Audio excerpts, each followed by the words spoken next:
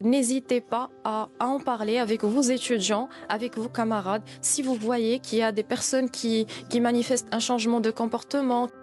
Cette prise de parole a été enregistrée le 16 janvier à Casablanca, lors de la 8e édition de Cinepsi Maroc, consacrée cette année à la crise suicidaire et aux thérapies parallèles. Je suis Dr Maheb Labdi, je suis psychiatre et membre du CNEPSI Maroc depuis bientôt 3 années consécutives. Alors cette année, on a choisi d'aborder le suicide, une thématique qui est très importante et très tabou, malheureusement encore.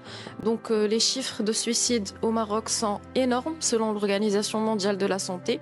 Donc ça peut arriver jusqu'à 5 à 9 cas par 100 000 habitants. Donc dans notre pratique quotidienne, on remarque qu'il y a encore beaucoup de taux très élevés de tentatives de suicide, mais aussi malheureusement de suicide qui est abouti. Beaucoup de jeunes meurent par suicide.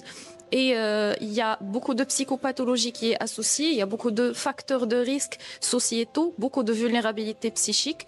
Et c'est important, notre rôle en tant que soignant, mais aussi en tant que membre de la population, d'en parler, d'inciter et d'orienter les jeunes qui ne vont pas bien pour se procurer des soins.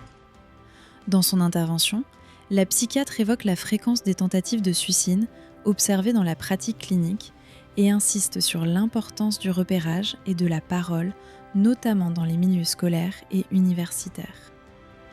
Dans les écoles, dans les milieux estudiantins, n'hésitez pas à en parler avec vos étudiants, avec vos camarades. Si vous voyez qu'il y a des personnes qui manifestent un changement de comportement, qui sont isolées, où on a l'impression qu'ils ne sont pas très en contact avec les autres, qui sont en train de passer par des difficultés, ne pas hésiter à les inciter à en parler. Ou s'ils sont un petit peu on voit qu'ils sont en détresse, ne serait-ce que les orienter, un petit peu déstigmatiser cette question de tabou, de suicide ou de psychopathologie associée. Alors, deuxième chose, c'est surtout la stigmatisation de tout ce qui est santé mentale et tout ce qui est psychiatrie. Alors, il faut savoir que nous tous, en tant qu'êtres humains, on va être amenés à faire face à des difficultés, on va être amenés à souffrir, à avoir une détresse. Donc, il faut un petit peu normaliser cette souffrance.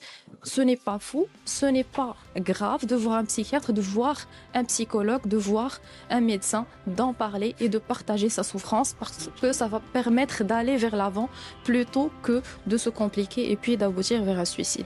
Et puis, troisième chose, c'est important de voir le côté environnemental. Et puis, tout ce qui est facteurs sociétaux et familial, l'environnement social est très important et il permet d'assurer cette cohésion qui peut être aussi un facteur protecteur en matière de suicide, en psychopathologie, en santé mentale.